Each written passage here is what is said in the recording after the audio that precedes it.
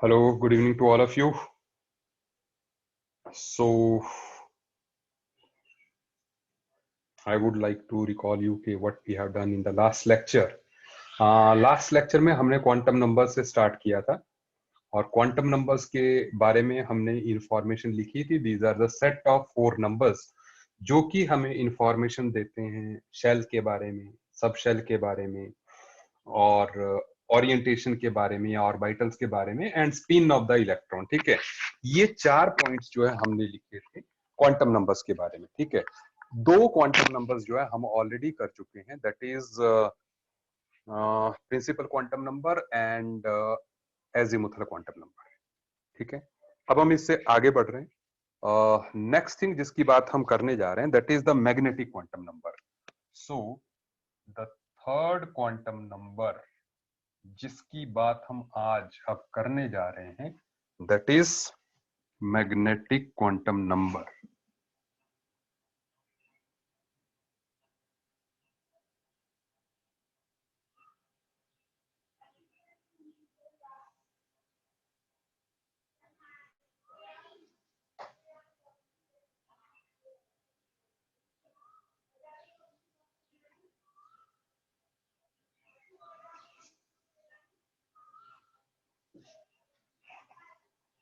जैसा हम last time लिख भी चुके हैं कि ये क्वांटम नंबर जो है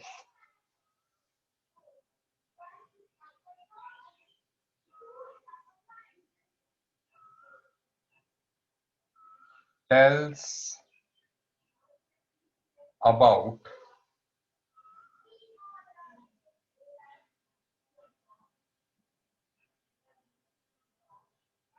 orientations slash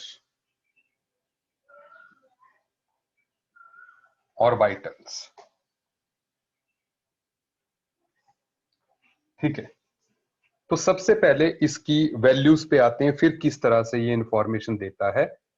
ठीक है, ऑर्बिटल्स अभी बहुत कुछ हमने बात करनी है. ठीक है, ऑर्बिटल्स के बारे में. ठीक है, आप चिंता मत कीजिए, आज का लेक्चर ऑर्बिटल्स के अराउंड ही घूमेगा. ठीक है, so orbitals are the 3D space around the nucleus where probability of finding the electron is maximum.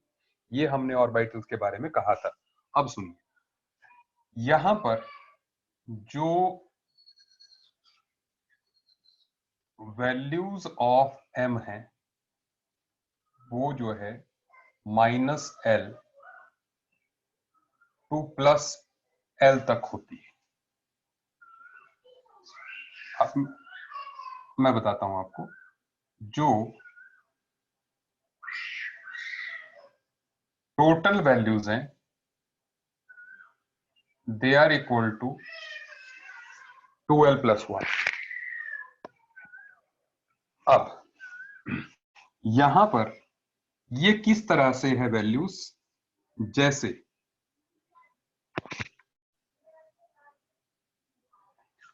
l की वैल्यू जब 0 होगी तो m की वैल्यू जो है वो भी 0 होगी. सुनते जाइए, अगर l की वैल्यू 1 है तो m की वैल्यू +1, 0 एंड -1 होगी. ठीक है, और अगर l की वैल्यू 2 है तो इट विल बी +2, +1, 0, -1, -2. ठीक है, तो इससे हमें जो है एक बात का अंदाजा लग जाता है, जैसे 0 stands for S subshell, 1 stands for P, 2 stands for D. इसका मतलब ये भी हो गया कि जो अपनी सबशेल है, मैं सभी कुछ ऑन पेपर ही पुट कर देता हूं, जैसे जो सबशेल है उसमें जो नंबर ऑफ ऑर्बिटल्स होंगे, क्योंकि ईच वैल्यू ऑफ m, मैं भी आपकी चैट्स को नहीं देख पा रहा था. ठीक है, ईच वैल्यू ऑफ m जो है एक ऑर्बिटल को रिप्रेजेंट करती है. अभी मैं ऑर्बिटल के बारे में बताता हूं. ठीक है ना, एक ऑर्बिटल को रिप्रेजेंट करती है. तो जैसे जो s सबशेल है, एस सब शेल में कितने ऑर्बिटल, ए की वैल्यू है तो number of orbitals are 1। P में number of orbitals are 3। D में number of orbitals 1 2 3 4 5, so there are 5 orbitals. And F में the number of orbitals will be plus 3 plus 2 plus 1 0 minus 1 minus 2 minus 3, so total number of orbitals in case of F subshell will be 7। बिल्कुल सही जवाब दिया है स्पर्श ने। ठीक है, तो ऐसे जो है हम नंबर ऑफ ऑर्बिटल्स जो है इससे कैलकुलेट कर सकते हैं। ठीक है, अभी सुनिए, अब यहां पर हम आगे बात को बढ़ा रहे हैं। ठीक है, ये तो रिलेट हो गया कि एल से एम किस तरह से रिलेटेड है। ठीक है, लेकिन जैसे कुछ लोगों को मतलब जो है ये कि भाई ये किस तरह से बताता है। ठीक है, मैं थोड़ा सा इसका एस्पेक्ट जो एक्सपेरिमेंटल एस्पेक्ट है उसके बारे में बात कर लूं। आपने पढ़ रखा है वो कुछ राइट हैंड थंब रूल आपने पढ़ रखा है कि जब भी जो है इलेक्ट्रिसिटी ऐसे चार्ज जो है मूव करता है तो electricity perpendicular magnetic field perpendicular होती है, लाइक दैट। ये आपने पढ़ा हुआ है। सुनिए अब बात, थोड़ी सी मेरी एक्सप्लेनेशन आप समझिएगा इस चीज को। देखिए एक्सप्लेनेशन क्या है, ध्यान दीजिएगा। दैट इज कि ये न्यूक्लियस है। अब अगर इसको मैं चाहूंगा, अब आपको ये बात जो है ना मैग्नेटिक क्वांटम नंबर वाली, ये थोड़े अच्छे तरीके से इसका थ्योरेटिकल एस्पेक्ट जो है समझ में आ जाए। देखिए आप,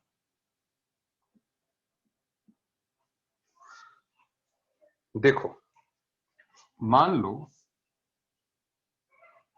अब ये न्यूक्लियस है हमारा और इलेक्ट्रॉन हमारा जो है इस ऑर्बिट में घूम रहा है।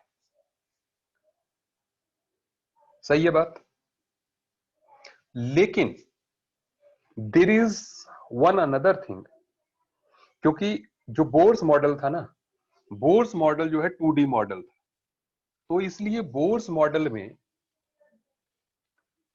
3D कॉन्सेप्ट नहीं था। लेकिन असलियत में तो हम जानते हैं कि एक्चुअल में जो एटम है वो जो है 3 डायमेंशनल होता है। तो मान लो जैसे इस रेडियस में कुछ इलेक्ट्रॉन जो है इस प्लेन में घूम रहे हैं और कुछ जो है इस परपेंडिकुलर प्लेन में घूम रहे हैं। आई होप आप बात समझ रहे हैं। मतलब ऐसे कुछ ऐसे घूम रहे हैं बोर्ड के प्लेन में, कुछ जो है ऐसे घूम रहे हैं और साथ में कुछ जो है ऐसे घूम रहे हैं। ठीक है, आप समझते जाइएगा बात को। ठीक है, तो कुछ इस डायरेक्शन में, कुछ इस डायरेक्शन में और कुछ इस डायरेक्शन में प्लेन में एक्स वाई में घूम रहे हैं, वाई जेड में, एक्स जेड में। समझते जाइए। ठीक है, तो अब मान लीजिए क्योंकि ये सारे बराबर रेडियस है इनका, न्यूक्लियस से इन सभी का इलेक्ट्रॉन्स जो है उनका डिस्टेंस बराबर ही है, तो इसलिए इनके केस में जो एनर्जी होगी इन सभी की वो सभी की बराबर ही होगी, क्योंकि न्यूक्लियस से डिस्टेंस सभी इलेक्ट्रॉन्स का बराबर है, वो बराबर रेडियस में घूम रहे हैं। इसलिए जो है हम ये कह सकते हैं कि ऑल दीज इलेक्ट्रॉन्स जो कि सारे डायरेक्शंस में घूम रहे हैं, दे हैव सेम एनर्जी। ठीक है, तो मान लो यहां पर हमने कोई इनर शेल बना दिया है, ये कोई अंदर वाला ऑर्बिट है। अब देखो सुनते जाइएगा, अब अंदर वाला ऑर्बिट है, मान लो इलेक्ट्रॉन जब इधर से, क्योंकि ये तीनों है ना, ये तीनों एक ही लेवल के हैं, तो मैंने 3 लाइनें बना दी। एक प्लेन के लिए ये, दूसरे के लिए ये, इधर बना देता हूं मैं। एक प्लेन के लिए ये, दूसरे के लिए ये, तीसरे के लिए ये, मतलब इसकी एनर्जी इतनी, इसकी एनर्जी इतनी, इसकी एनर्जी इतनी, तीनों की बराबर है। और ये जो रेड वाला है उसकी एनर्जी इतनी है, मान लीजिए लोअर लेवल है रेड वाला। अब बात पता क्या है, अभी मान लीजिए इलेक्ट्रॉन जो है, चाहे मान लो इस लेवल से, इस लेवल से यहां आएगा, तो मान लो वेवलेंथ एमिटेड इज लैम्डा। मान लो जैसे इस इधर से इधर आए तो वेवलेंथ एमिटेड इज लैम्डा। तो ऑब्वियसली जब इधर से भी आएगा तब भी लैम्डा ही होगा, क्योंकि they have the same energy. और अगर इस बाहर वाले से आएगा, इस वाले से आएगा, then also the wavelength emitted will be lambda. क्या आपको मेरी बात समझ आ रही है? ठीक है, तो इन all the cases the wavelength emitted will be lambda. तो हमें जो स्पेक्ट्रम में दिखेगा, स्पेक्ट्रम में हमें क्या दिखेगा, जो इसका जो स्पेक्ट्रम होगा ना, उसमें हमें सिर्फ एक ही लाइन दिखेगी, कौन से वाली, लैम्डा वाली। क्योंकि मतलब इलेक्ट्रॉन चाहे किसी भी डायरेक्शन से आए, ठीक है, हमारे पास हमेशा जो है हमें लैम्डा लाइन ही दिखनी है। सही बात है, ठीक है। तो अब बात को आगे बढ़ा रहे हैं। मान लो हमने इसको, इस एटम को हमने मैग्नेटिक फील्ड दी, इसको मान लो हमने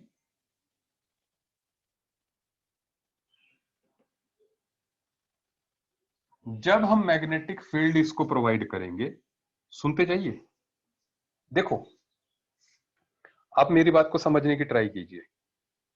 आपने बाहर से एटम को मैग्नेटिक फील्ड दी, मतलब नॉर्थ पोल और साउथ पोल आपने लगा दिया जैसे, ठीक है। तो जो अंदर के इलेक्ट्रॉन्स घूम रहे हैं उनकी भी एक मैग्नेटिक फील्ड होगी। तो जैसे थंब रूल के अकॉर्डिंग मान लो इस वाले की जैसे ऐसे है, इस वाले की ऐसे है, एक वाले की perpendicular, they all will be having the magnetic fields in all the three planes. होगी कि नहीं होगी? अपने परपेंडिकुलर प्लेन में चार्ज जब घूमता है तो परपेंडिकुलरली मैग्नेटिक फील्ड एक्सर्ट करता है। तो घूमते हुए मैं कह रहा हूं जो इलेक्ट्रॉन घूमता है वो भी तो चार्ज ही है ना। आपने थंब रूल के अकॉर्डिंग ये पढ़ा कि जब भी चार्ज घूमता है तो परपेंडिकुलर प्लेन में जो है मैग्नेटिक फील्ड एक्सर्ट होती है। तो यहां हमारा इलेक्ट्रॉन भी तो घूम रहा है, तो परपेंडिकुलर प्लेन में मैग्नेटिक फील्ड एक्सर्ट होगी, ठीक है। तो क्योंकि तीन अलग अलग प्लेन्स में जो है हमारा इलेक्ट्रॉन घूम रहा है, तो हर एक इलेक्ट्रॉन की मैग्नेटिक फील्ड जो है अलग अलग प्लेन्स में होगी। Am I right in this thing? आपको मेरी बात समझ में आ रही है?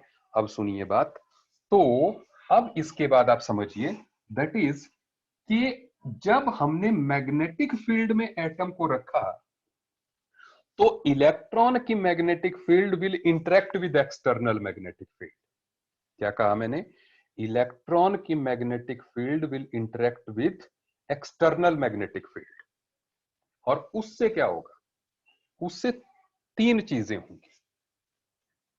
एक तो कि या तो ये जो इलेक्ट्रॉन की मैग्नेटिक फील्ड है ये उसी डायरेक्शन में है जिस प्लेन से हम जो है मैग्नेटिक फील्ड बाहर की भेज रहे हैं। आप ज्यादा मतलब इसको सीरियसली मत लीजिए, अपने दिमाग में बहुत ज्यादा बोझ मत डालिए, मेरी बात को समझते जाइए। मैं कह रहा हूं कि तीन ही पॉसिबिलिटीज है एक्सटर्नल मैग्नेटिक फील्ड जो हम भेज रहे हैं। आइदर इलेक्ट्रॉन के द्वारा दी गई मैग्नेटिक फील्ड उसके पैरेलल होगी, या तो एंटी पैरेलल होगी, ठीक है, या तो perpendicular. Am I right in this thing? ठीक है, तीन ही बातें होनी है। फिर से समझ लीजिए, मैंने कहा जो मैग्नेटिक फील्ड आ रही है या तो उसके पैरेलल होगी, या तो उसके एंटी पैरेलल होगी, या तो परपेंडिकुलर होगी, ठीक है। इन तीन चीजों से क्या होगा? क्योंकि इलेक्ट्रॉन की मैग्नेटिक फील्ड जो है इंटरेक्ट करेगी एक्सटर्नल के साथ, तो ये जो तीन लेवल्स पहले जो ये बराबर थे, अब ये तीन लेवल्स जो है बराबर नहीं रहेंगे। आप समझते जाइए, मुझे इसको ऐसे बनाने दीजिए कि पहले हमने जो लाइन बनाई है that is in absence of magnetic field, जो हमारा ग्राफ आया था that was only one wavelength was there ये। लेकिन जब हम मैग्नेटिक फील्ड में इसको रखेंगे तो जैसे मैंने कहा कि अब क्या होगा, जो पैरेलल होगा मैग्नेटिक फील्ड जो है उसमें एडअप हो जाएगी, ठीक है, तो इसलिए उसकी एनर्जी जो है बढ़ जाएगी। जो एंटी पैरेलल होगा उसमें जो है मैग्नेटिक फील्ड्स एक दूसरे को कैंसिल करेंगे तो एनर्जी में डिक्रीज आएगा, समझते जाइए। और जो परपेंडिकुलर होगा उसमें कोई चेंज नहीं होगा। क्या आपको मेरी बात समझ में आ रही है? मैंने कहा कि तीन डायरेक्शन में हमारा इलेक्ट्रॉन घूम रहा है और तीनों डायरेक्शन में घूमने वाला इलेक्ट्रॉन जो है तीन प्लेन्स में मैग्नेटिक फील्ड एक्सर्ट करेगा, तो बाहर वाले मैग्नेटिक फील्ड से वो तीन तरीके से जो है इंटरेक्ट करेगा, आइदर पैरेलल होगा, आइदर एंटी पैरेलल होगा, आइदर परपेंडिकुलर होगा। तो जब वो एंटी पैरेलल होगा तो कैंसल आउट करेंगे तो एनर्जी लोअर डाउन होगी, तो हमने कहा जो नॉर्मल वैल्यू थी उससे लोअर डाउन कर दी। जब जो है पैरेलल होंगे तो एड अप होगी तो एनर्जी बढ़ जाएगी नॉर्मल से, ये हमने इंक्रीज कर दी। और जो है कुछ केस में बराबर ही रहनी, ये डॉटेड लाइन से मैं शो कर देता हूं कि ये जो है पहले जो एनर्जी लेवल था वो ये था। सही बात है जी, सबको मेरी बात जो है समझ में आ रही है? ठीक है, सुनिए अब। तो जो लोअर लेवल है उसमें तो एक ही डायरेक्शन में इलेक्ट्रॉन घूम रहा है, तो अब क्या होगा, अब जब आप in the presence of magnetic field जब इसका स्पेक्ट्रम लेंगे, आप सुनिए यहां पे मैं लिख रहा हूं इन प्रेजेंस ऑफ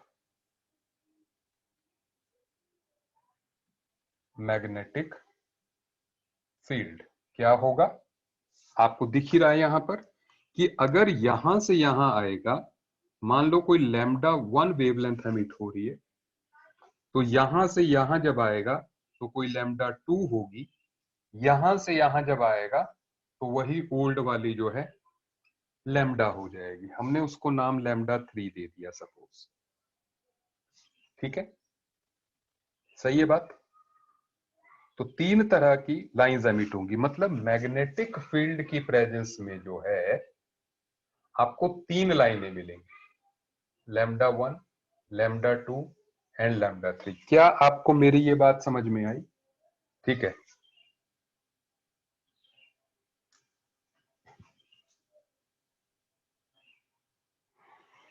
3 इलेक्ट्रॉन की मैग्नेटिक फील्ड भी डिफरेंट है, सो कैंसिल कैसे होगी, one field will get, what about rest of them. आप अब सुनिए, मैंने कहा कि यहां पर हम आप एक्सटर्नल मैग्नेटिक फील्ड को किसी एक प्लेन से इमेजिन कर लीजिए, तो जो इलेक्ट्रॉन्स हैं वो तीन अलग अलग प्लेन्स में घूम रहे हैं मैंने कहा, और वो अपनी मैग्नेटिक फील्ड उसके परपेंडिकुलर प्लेन में दे रहे हैं, तो एक ऐसे होगा, एक ऐसे होगा, ठीक है ना, एक परपेंडिकुलर हो जाएगा, इस तरह से, है ना, parallel, anti parallel and perpendicular, तीन जो है फील्ड्स होंगी, ठीक है। अब जो ये तीन, तो इसका मतलब जो एक्सटर्नल मैग्नेटिक फील्ड के साथ हमारा इलेक्ट्रॉन है वो तीन तरह से इंटरेक्ट करेगा, ठीक है। कभी एडिशन होगी, ठीक है, एट द सेम टाइम, क्योंकि सेम टाइम पे इलेक्ट्रॉन घूम रहे हैं ना, ऐसा तो नहीं है कोई इलेक्ट्रॉन घूमना बंद हो गया, ठीक है। तो जिस एटम में मान लो इलेक्ट्रॉन्स हैं, ठीक है ना, मान लो तीन ही इलेक्ट्रॉन है, तो वो जो है सेम टाइम पे घूम रहे होंगे, कोई ऐसे कोई ऐसे, वो शक्तिमान वाला आपने देखा ना, इलेक्ट्रॉन लगातार घूमते रहते हैं, वो कोई रुकता तो नहीं है, तो इसलिए ये फील्ड परमानेंट होगी उनकी। लेकिन मैग्नेटिक फील्ड में रखने के बाद हमने इमेजिन किया है कि सिर्फ तीन ही प्लेन्स में घूम रहे हैं, तो तीन में जब घूमेगा तो मैग्नेटिक फील्ड में वो एक लाइन की तीन लाइनें बन जाएंगी। मैग्नेटिक फील्ड की एब्सेंस में आपको एक ही लाइन दिखेगी, लेकिन मैग्नेटिक फील्ड की प्रेजेंस में जो है आपको तीन लाइनें दिख जाएंगी। पहले सुन लीजिए, this splitting of spectral lines, आप लिख सकते हैं this splitting of spectral lines, क्योंकि पहले एक लाइन थी अब वो 3 में स्प्लिट हो गई। This splitting of spectral lines in the influence of magnetic field, क्या बोलते हैं इसको?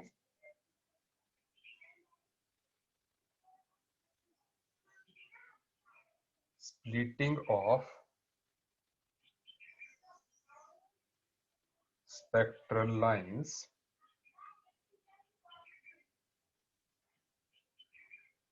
in the influence of magnetic field is called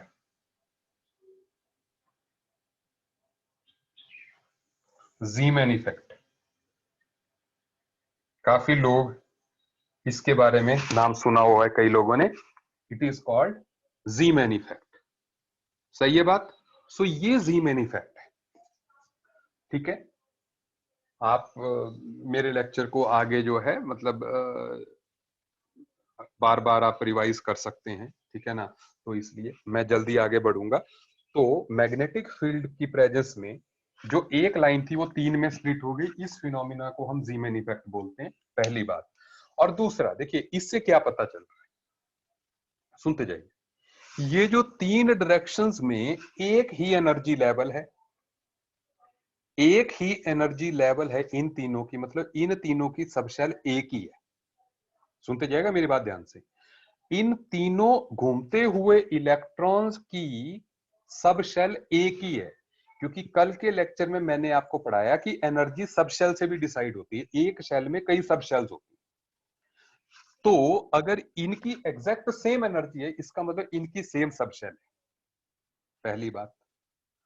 और अगर सेम सब शेल है, फिर ये पता चला कि उसी सेम सब शेल में हमारे इलेक्ट्रॉन जो है 3 डायरेक्शंस में घूम रहे हैं, क्योंकि अपने को मैग्नेटिक फील्ड की प्रेजेंस में लाइनें कितनी आई?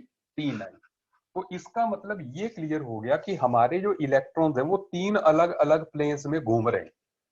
वो 3 अलग अलग जो प्लेन्स जिनमें घूम रहे हैं उनको हमने ऑर्बिटल्स बोला।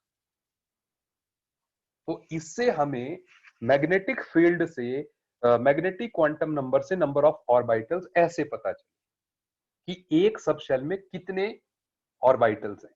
जैसे ये कौन सी सबशेल होगी?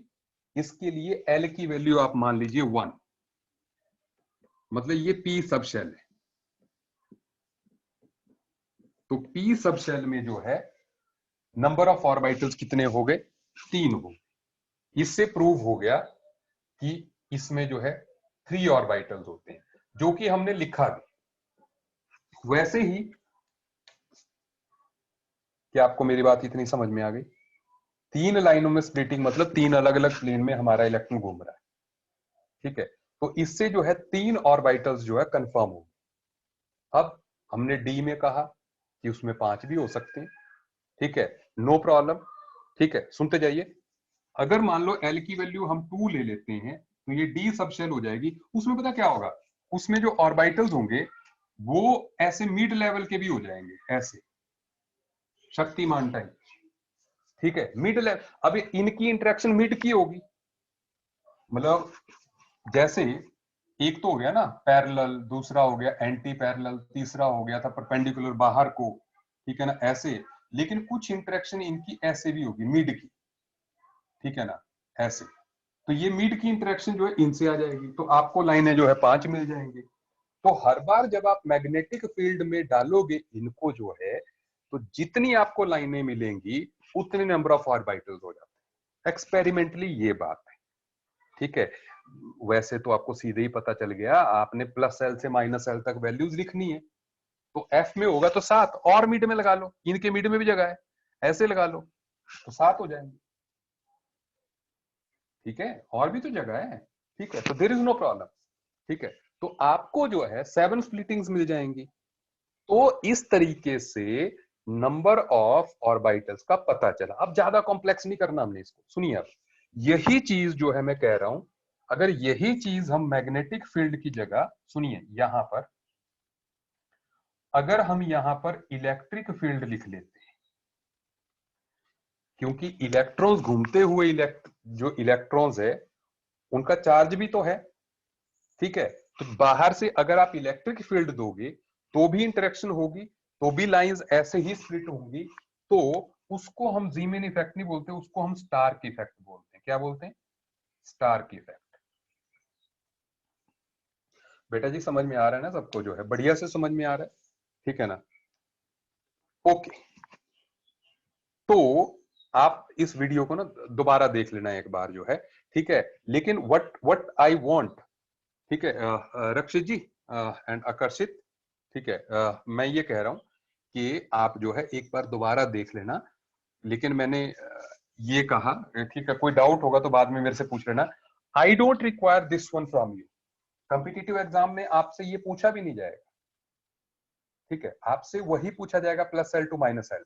लेकिन फिर भी मैं बता रहा हूं, मैंने कहा जब आप अलग अलग डायरेक्शन में घूमने वाले इलेक्ट्रॉन्स जो है, जो कि सेम सब शेल से बिलोंग करते हैं, अगर बिना मैग्नेटिक फील्ड में उनका स्पेक्ट्रम लोगे तो आपको एक ही लाइन आएगी, क्योंकि ऑल हैव सेम एनर्जी। लेकिन जब आप उनको मैग्नेटिक फील्ड में रखोगे तो जितने अलग अलग डायरेक्शंस में वो घूम रहे होंगे, ठीक है ना, आपको उतनी टाइप की ओरिएंटेशन, उतने टाइप की लैम्डास मिल जाएंगी। उससे आपको ये पता चल जाएगा कि उस सब शेल में जो है कितने ऑर्बिटल्स हैं। एक्सपेरिमेंटली ऐसे करना है, और मैथमेटिकली मैंने आपको सबसे पहले बता दिया कि एल की वैल्यू 0 है तो एम की वैल्यू भी 0 है, एल की वैल्यू 1 है तो एम की वैल्यू +1 0 -1, एल की वैल्यू 2 +2 +1 0 -1 -2, ऐसे जो है टोटल वैल्यूज 2l + 1 जो है हो जाएगी। Is it okay? हम आगे बढ़ सकते हैं ना अब, जो है ठीक है। सुनते जाइएगा। स्टार्क इफेक्ट, इलेक्ट्रिक फील्ड की प्रेजेंस में अगर जो है स्पेक्ट्रल लाइन स्प्लिट हो तो वो स्टार्क इफेक्ट हो गया। मैग्नेटिक फील्ड में अगर लाइन स्प्लिट हो तो जीमेन इफेक्ट, और इलेक्ट्रिक फील्ड में हो तो स्टार्क इफेक्ट। डन, आगे बढ़ रहे हैं।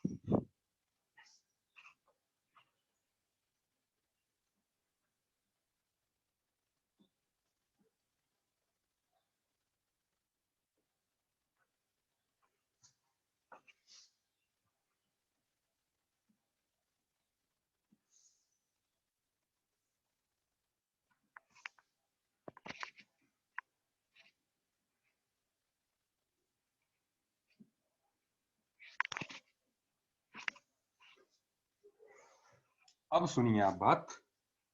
अगला जो क्वांटम नंबर है, the last one, that is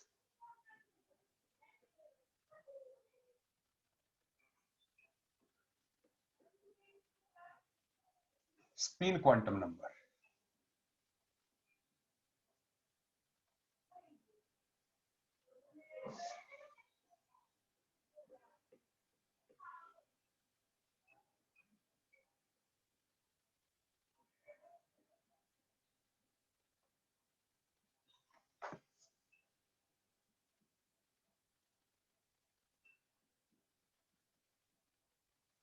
ठीक है, tells about spin off electron on its axis. जैसे अर्थ होती है ना, सन के अराउंड जो है ऑर्बिटल्स में भी घूमती है ऐसे, इलिप्टिकल ऑर्बिट में सॉरी, एंड अपने एक्सिस पे भी घूमती है, जिससे डे एंड नाइट्स बनते हैं। तो हम वही डे एंड नाइट वाली बात कर रहे हैं, सुनते जाइएगा। लेकिन इससे पहले कि मैं आगे बढ़ूं, ये quantum number not mentioned in Bohr's model और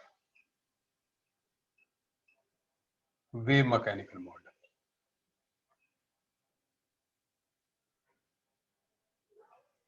इसका जिक्र जो है दोनों ही मॉडल्स में नहीं था, ठीक है, इसको बाद में ऐड किया गया है, ठीक है।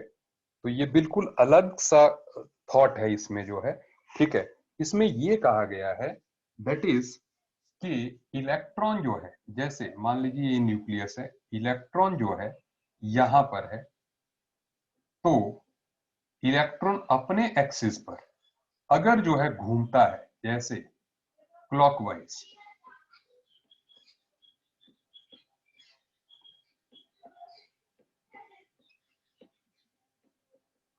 तो हम उसकी स्पिन को ले लेते हैं प्लस हाफ। एस की वैल्यू दो ही होंगी, plus half and minus half. तो अगर जो है इलेक्ट्रॉन अपने एक्सिस पे क्लॉकवाइज घूमता है तो हम उसको जो है प्लस हाफ से रिप्रेजेंट कर देते हैं, और वहीं पर अगर इलेक्ट्रॉन जो है अपने एक्सिस पर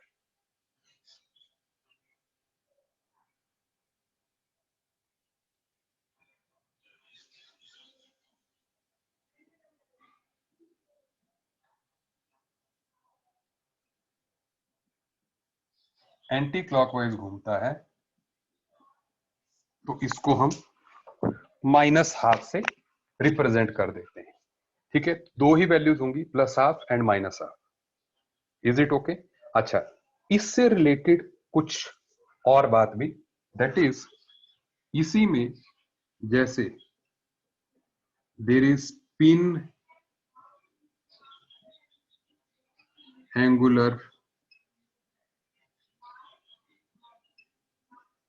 momentum that is given by s into s plus 1 h upon 2 pi। पहले l into l plus 1 था, अब s into s plus 1 जो है हो गया यहां पर। आप ध्यान देते जाइए। ठीक है, तो ऐसे ही जो है there is spin magnetic moment, जिसको कि हम जो है म्यू से रिप्रेजेंट करते हैं या म्यू एस लिख देते हैं। That is given by root of n into n plus 2 Bohr magneton. ये इट इज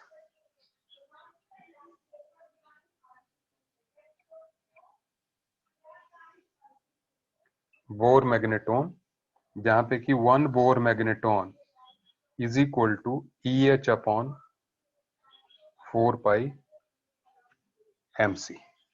ठीक है, n क्या है? n is equal to number of unpaired electron.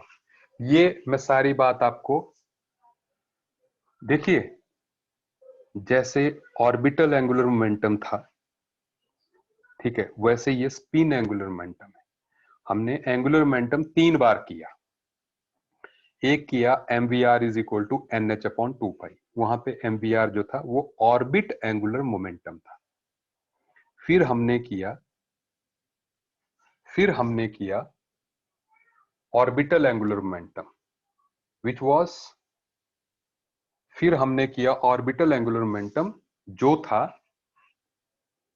Root of l into l plus 1 h upon 2 pi. H upon 2 pi को हम H cross भी लिख सकते थे ये। और साथ में अभी हम कर रहे हैं spin angular momentum. Is it okay? तो 3 टाइप के एंगुलर मोमेंटम। नई टर्म जो एक्चुअल में जो मोमेंटम है ना, वो जो फिजिक्स में आप पढ़ते हैं मास इंटू वेलोसिटी, ये वही मोमेंटम है। ठीक है, ये वही मोमेंटम है। कभी जो है वो रोलिंग मोशन की वजह से है, कभी ऑर्बिट में घूमने की वजह से है, लाइक दैट। ठीक है, अच्छा सुनिए, अब ये नई टर्म है। एक्चुअल में ये जो है ना, ये जो मैग्नेटिक मूवमेंट है, आगे चल के जो है इसकी बहुत जरूरत पड़ने वाली है। क्योंकि आपने पढ़ा होगा कि 1 bm is e h upon 4 pi m c. ठीक है, तो value is easy to calculate. अब सुने, आगे चल के हम ये पढ़ेंगे, जैसे आप जानते भी है कुछ सब्सटेंसेस मैग्नेट से अट्रैक्ट होते हैं, कुछ नहीं होते, कुछ ऐसे भी होंगे जो मैग्नेट से रिपेल भी होंगे। ठीक है, तो सब्सटेंसेस जो है हम मेनली 2 सब्सटेंसेस टाइप के पढ़ेंगे, diamagnetic substances and paramagnetic substances. इसकी बात भी आगे आने वाली है। ठीक है ना, तो वहां पर इसका जिक्र आएगा। अभी आप जो है थोड़ा सा वेट कर लीजिए। क्या आपको मेरी बात इतनी समझ में आ गई? ठीक है, अच्छा, एक यहां पर मैं एक बात और ऐड कर दूं, that is maximum spin off atom is equal to 1/2 into number of unpaired electrons. Again मैं खुद आपको बताऊंगा, आप जस्ट यहां पर इनको लिख लो, ठीक है। मौका आने पर जो है, अभी एक दो लेक्चर में ही सब चीजों का मौका आ जाएगा, मैं आपको खुद समझाऊंगा कि ये कैसे आया, क्योंकि ये स्पिन क्वांटम नंबर से रिलेटेड है, तो आप इसको लिख जरूर लीजिए अपनी कॉपी में। हम आगे बढ़ रहे हैं।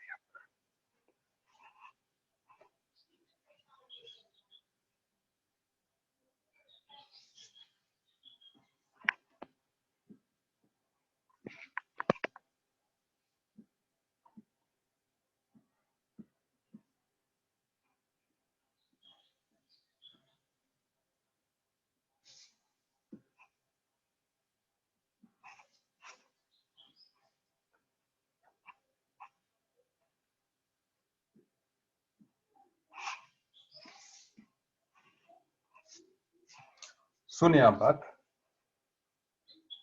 That is doubt session last, जैसे मैं पूछना मेरे से जो है, ठीक है। When we will take the doubt session, बिल्कुल डाउट सेशन होना चाहिए जो है, ठीक है, ठीक है।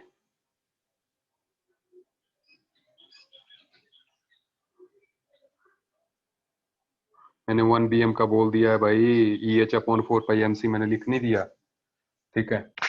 अच्छा, सुनो, तो अब शेप ऑफ एटॉमिक ऑर्बिटल्स की बात कर लेते हैं, then I will talk about the doubt session, ठीक है, कि कब लिया जाना है, ठीक है। तो हम बात करने जा रहे हैं अभी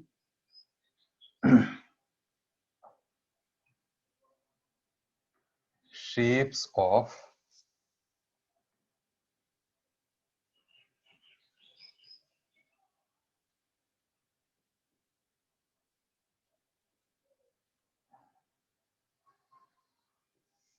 एटॉमिक ऑर्बिटल्स, क्योंकि ऑर्बिटल ऑर्बिटल बड़ा हो रहा है, ठीक है। तो ऑर्बिटल को हमें जो है थोड़ा समझना पड़ेगा, लेकिन बिल्कुल आराम से, हमें कोई जल्दी नहीं है जो है, क्योंकि ये कॉन्सेप्ट बिल्डिंग चीजें हैं, ठीक है। तो सबसे पहले हम लिखेंगे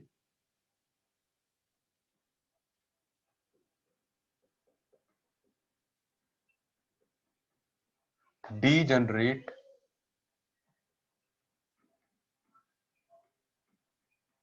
ऑर्बिटल्स।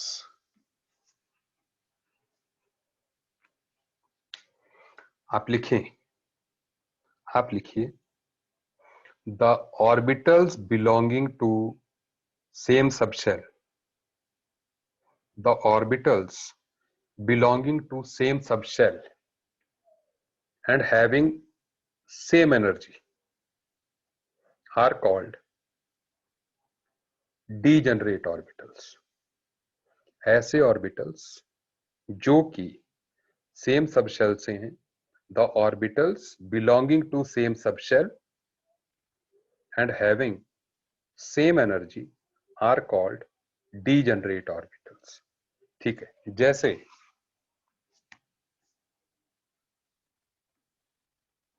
चलिए अभी इसका थोड़ी देर में जो है मैं बात करता हूं। दरअसल जैसे सबशेल्स जो होती है ना, चलिए यहीं पे कर लेते हैं। सबशेल्स जो होती है ना, जैसे एस सबशेल को हम रिप्रेजेंट करते हैं एक बॉक्स से, क्योंकि हमने पढ़ा कि एस सबशेल में एक ही ऑर्बिटल होता है, ठीक है। सुनते जाइए, एक एक मिनट।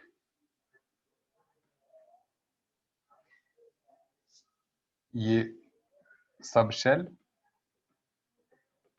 एंड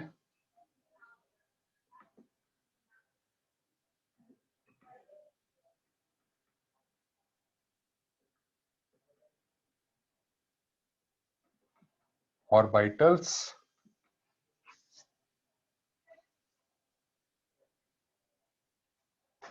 एंड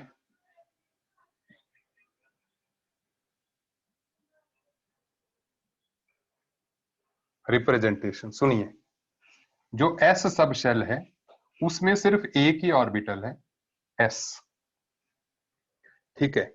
उसकी रिप्रेजेंटेशन सिर्फ एक बॉक्स के तरह से होती है, ओनली वन बॉक्स। सुनिए, जो पी है उसके तीन ऑर्बिटल्स हैं, p x, P y and p z. अभी लिख लीजिए, क्योंकि हम शेप ऑफ ऑर्बिटल्स करेंगे तो हर एक की मैं बात करने वाला हूं डिटेल में। अभी जस्ट हम स्टार्ट कर लेते हैं इससे, ठीक है। तो पी के हम तीन बॉक्सेस बनाएंगे, और क्योंकि तीनों सेम एनर्जी के हैं तो all of them are degenerate orbitals, है ना। एंड देन डी के पांच होंगे, d x y, d y z, d x Z,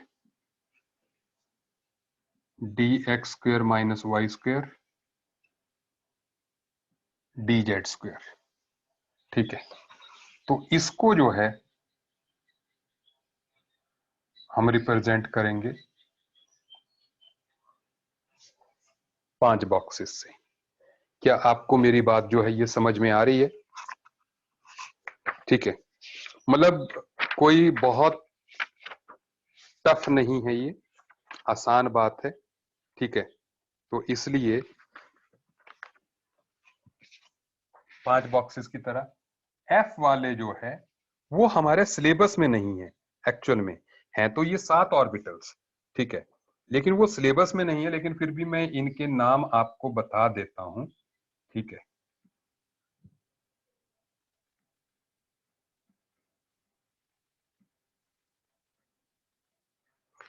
ठीक है, सम टाइम लोगों को क्यूरियोसिटी रहती है।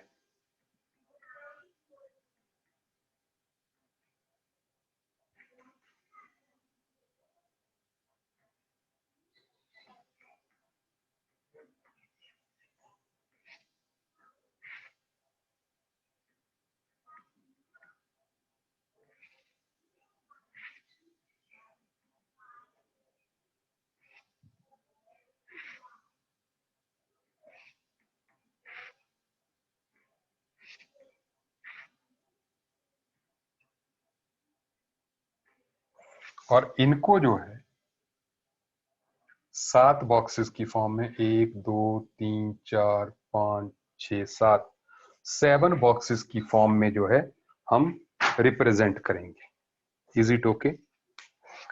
बहुत कॉम्प्लेक्स मामला है भाई, सीधे रटना है हमें, ठीक है। जो मॉडल है ना हमारा वेव मैकेनिकल मॉडल, वो बहुत खतरनाक मॉडल है। अभी मैं डिस्क्लोज करूंगा धीरे धीरे जो है, ठीक है। बात जो है भले ही हम आगे बढ़ गए हूं, आई विल टॉक अबाउट कि भाई ये हो क्या रहा था एक्चुअली में, you will get the feel, but it is very complex thing, ठीक है। जो कि ट्वेल्थ क्या उसके आगे आप ग्रेजुएशन पोस्ट ग्रेजुएशन भी करोगे तब तक के भी कोर्स में नहीं होता ये जो है, ठीक है। हम इसी से ज्यादा नहीं जाते एटम्स में जो है।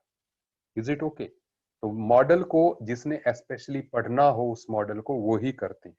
तो इसलिए हम जो है बिल्कुल हमें इस चीज को वैसे पढ़ना है कि हमें जितना कोर्स में है, जितना आईआईटी में पूछा जा रहा है, नीट में पूछा जा रहा है, वो समझ में आ जाए पूरी तरीके से, ठीक है। तो बहुत बढ़िया तरीके से हम प्रोसीड कर रहे हैं, आप सुनिए। तो डी जनरेट ऑर्बिटल्स वो हो गए, ये सारे डी जनरेट ऑर्बिटल्स, ठीक है। और ऐसे ऑर्बिटल्स जो सेम एनर्जी के नहीं होंगे सब शेल के, कई बार हो जाता है सब शेल के, जैसे हमने मैग्नेटिक फील्ड की प्रेजेंस में कहा था कि वो अनस्प्लिट स्प्लिट हो गए थे, हायर एनर्जी और लोअर लेवल। तो ऐसे में जो है वो नॉन डीजनरेट ऑर्बिटल्स हो गए।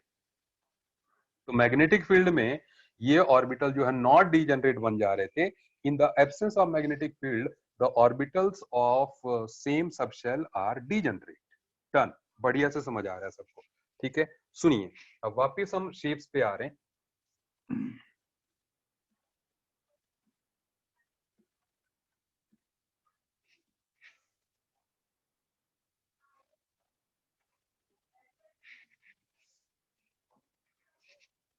तो अब अब बात आती है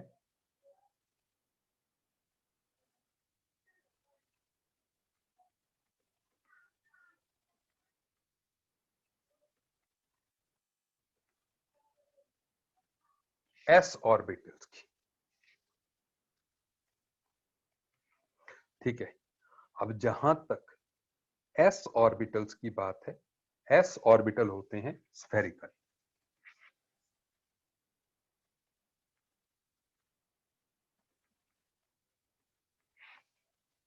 ठीक है, तो आप सुनते जाइए। एस स्फेरिकल होगा मतलब एस जो है इस तरह का होगा। ठीक है, that is x axis, y axis and z axis, ये ऐसे।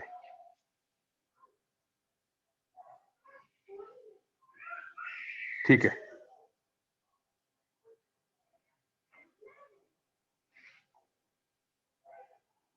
ओके।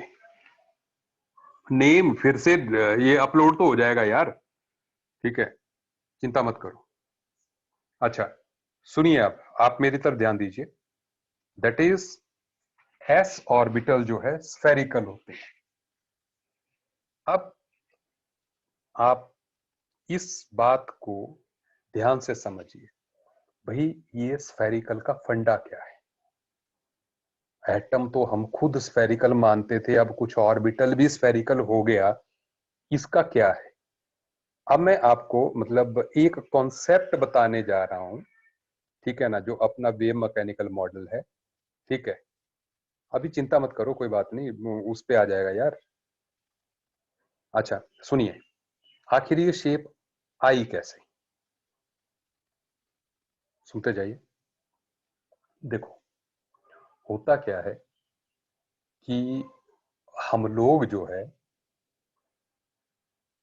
यहां पर ये शेप कैसे आती है इसकी बात मैं कर रहा हूं। ठीक है, फिर मैं वापिस इस पे आऊंगा। होता क्या है कि हम ऐसे एक्स वाई जेड कोऑर्डिनेट्स बना लेते हैं। One is x, one y, one is z. सुनते जाइए, ध्यान दीजिएगा। ठीक है, तो व्हाट इज देयर, आपने स्क्रॉडिंजर वेव इक्वेशन कल पढ़ी है ना, उसमें भी एक्स वाई जेड लिखा हुआ है। एक्चुअल में होता क्या है, जैसे हम लोग कोई एक पॉइंट हमने पी मान लिया, एक हमने पॉइंट कोई एक कोई हमने छोटी सी जगह मान ली, मतलब छोटा सा क्यूब, छोटा सा आप जो है ऐसे क्यूब मान लीजिए। ठीक है, आपने इसके कोऑर्डिनेट्स जो है न्यूक्लियस से डिफाइन कर ली। इसके कोऑर्डिनेट्स को आप डिस्टेंस विच इज आर, सुनते जाइए, डिस्टेंस आर, और फिर जो है एक्स वाई जेड की वैल्यू से आप जो है ये बता सकते हो कि ये न्यूक्लियस से किस डायरेक्शन में है।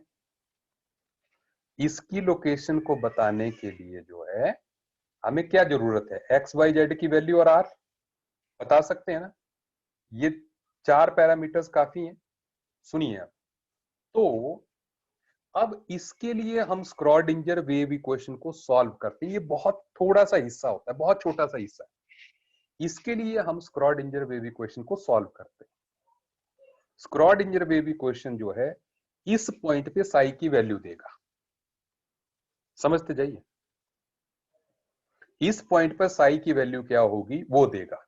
साई की वैल्यू प्लस भी हो सकती है, माइनस भी हो सकती है।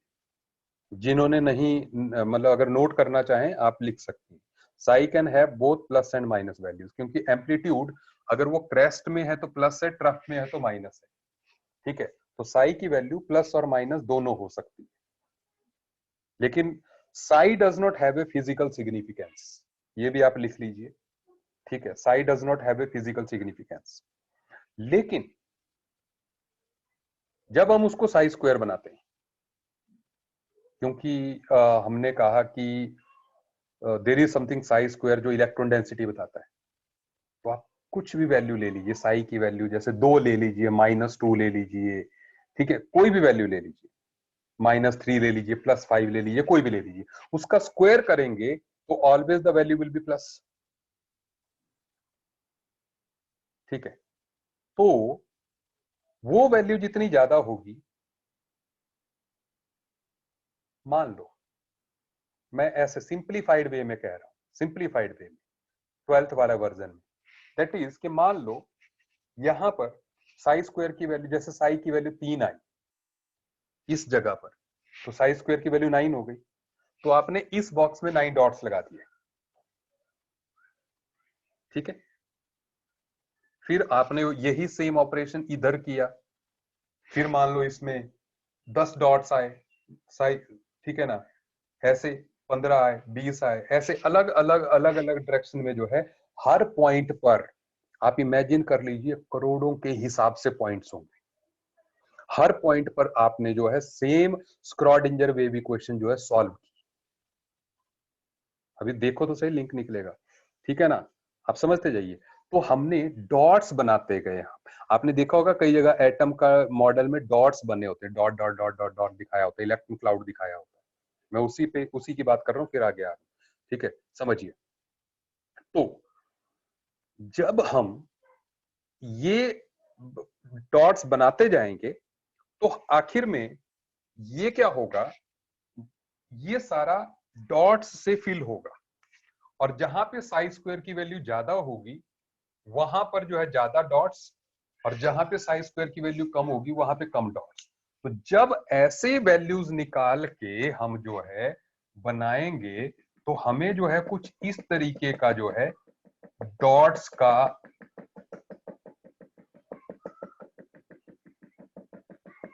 अरेंजमेंट मिलेगा।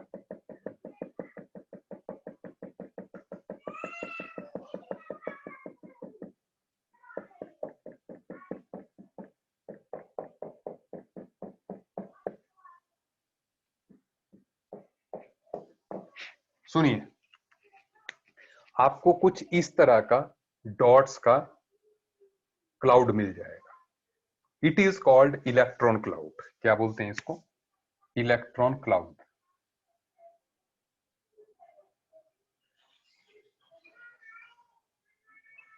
अब ये जो इलेक्ट्रॉन क्लाउड है, हाँ बिल्कुल बिल्कुल सही, इलेक्ट्रॉन डॉट्स जहां पे होंगे वहां पर इलेक्ट्रॉन के मिलने की संभावना सबसे ज्यादा होगी, और जितने डेंसर डॉट्स होंगे उस एरिया में उतनी ज्यादा पॉसिबिलिटी होगी। ठीक है, सुनते जाइए। देखो, ये डॉट्स इलेक्ट्रॉन्स नहीं है, ये डॉट्स जो है इलेक्ट्रॉन के मिलने की पॉसिबिलिटी है, मैं वो भी बता रहा हूं आपको। लेकिन वो एरिया जहां पे ये सबसे ज्यादा डेंस होंगे वहां पर इलेक्ट्रॉन के मिलने की सबसे ज्यादा पॉसिबिलिटी होगी, उसको हम ऑर्बिटल बोलते हैं। क्या आप मेरी बात समझ रहे हैं? हमने कहा द थ्री डायमेंशनल स्पेस, बिल्कुल लिंक कीजिए, बहुत बढ़िया चीज है ये जो है, ठीक है ना। The three dimensional space around the nucleus where, हाँ ठीक है, the three dimensional space around the nucleus where probability of finding the electron is maximum is called orbital. तो ये जो है इलेक्ट्रॉन के मिलने की पॉसिबिलिटी के डॉट्स हैं। ठीक है, जैसे मान लो मुझे लगता है वैसे तो आपको ये समझ में आ गया, मैं वैसे ही एक एग्जांपल और पुट कर देता हूं इनके बारे में, डॉट्स के बारे में। जैसे मान लो आप आप पे जो है जीपीएस लगा दिया, ठीक है, आप आपके साथ जो है जीपीएस लगा दिया जो कि हर मिनट में जो है आपकी लोकेशन चेक करता है, और जहां पे आप जो है सिटी में जहां भी आप लोकेटेड हैं वो जो है वहां पर डॉट लगा देता है। तो क्या होगा, मान लो आप किसी दिन जम्मू में ही हैं, तो वो हर मिनट में जो है डॉट्स लगा रहा है। मान लो ये जम्मू का मैप है, तो कहीं पर आप पहले यहाँ पे थे, हर मिनट में लगा रहा है, तो ये आपका घर है, तो ये डॉट्स जो है यहाँ पे बहुत ज्यादा होंगे ऐसे, ठीक है।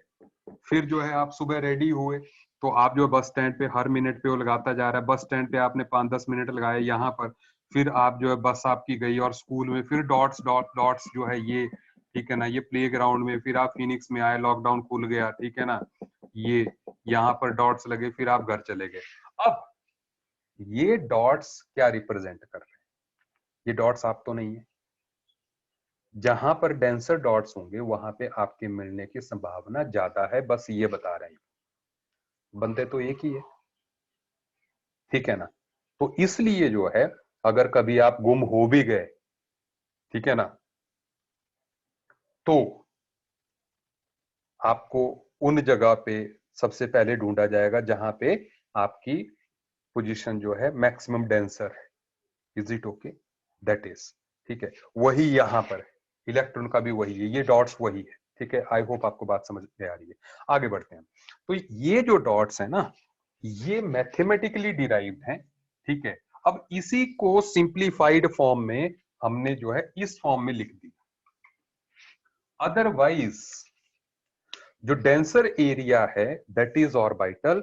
अदरवाइज आप सुन लीजिए, the probability of finding the electron, the probability of finding the electron is still infinite distance। अगर probability की बात करें तो जो है इनफाइनाइट डिस्टेंस तक है, ठीक है। जैसे कोरोना वायरस है, कई जगह है, दिख नहीं रहा है ना, इलेक्ट्रॉन जैसे दिख नहीं रहा है, लेकिन आप किसी भी एक जगह पे ये नहीं कह सकते हैं कि इधर कोरोना वायरस के मिलने की पॉसिबिलिटी 0 है, और किसी पॉइंट पे ये भी नहीं कह सकते कि भाई इधर ही होगा, पक्का इधर ही होगा, ठीक है। सही कहा, सही कहा, है ना, नॉर्थ कोरिया। बिल्कुल बिल्कुल। तो वो तो कोरोना वायरस तो कई है ना, हम तो एक ही इलेक्ट्रॉन की बात कर रहे हैं, ठीक है। तो ऐसे कोई चीज जो है, तो इसलिए probability of finding the electron is still infinite distance, but where the probability is maximum that is called orbital, ठीक है।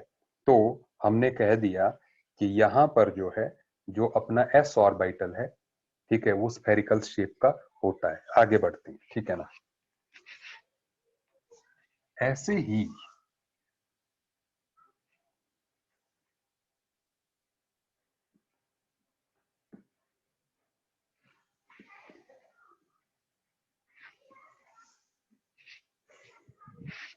देयर इज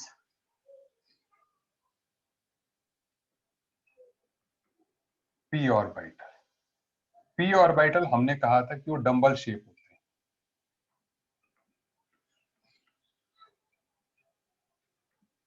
पी ऑर्बिटल 3 तरह के होते हैं। देखो, ये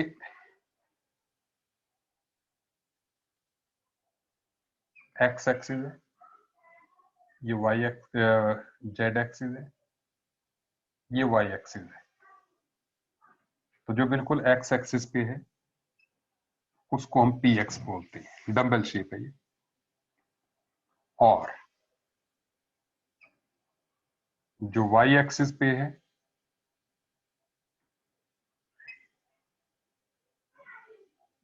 उसको पी वाई बोला।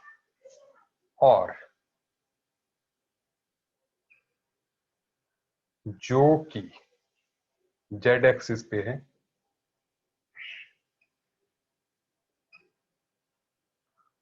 उसको जो है पी जेड बोला। आपको मेरी बात समझ में आ गई? P x, P Y, P z. ये डंबल शेप भी वही डॉटेड डेंसर डॉटेड एरिया है, बैलून टाइप, 2 बैलून टाइप, ठीक है। अब हम इनको ऐसे बना दे रहे हैं ना, otherwise dot dot dot dot dot जो है, जब आप सॉल्व करोगे इनको जो है, तो इसी जगह पे डॉट्स आते हैं, ठीक है। तो P x, P Y, P Z, 3 orbitals आ गए। सुनते जाइए। एंड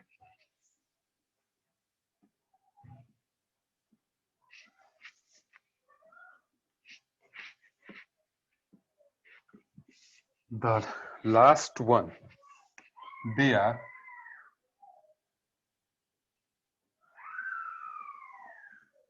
d ऑर्बिटल्स, और d ऑर्बिटल्स जो है वो डबल डबल शेप है।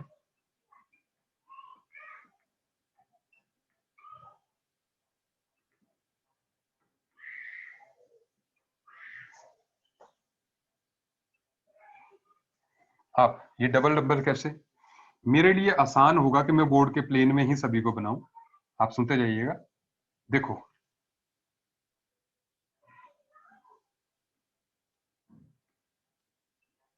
ये मान लीजिए आप x, ये y प्लेन, तो इट इज dxy।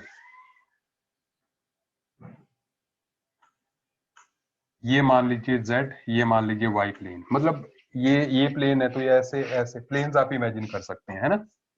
ठीक है, तो इसलिए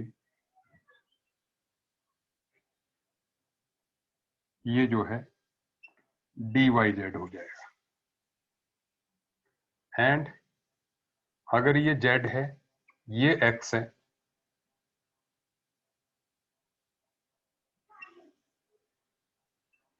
देन इट इज dxz। ठीक है, और इसी से रिलेटेड है, यहां पर आप देखिएगा, दैट इज अगर बिल्कुल एक्सिस पर है,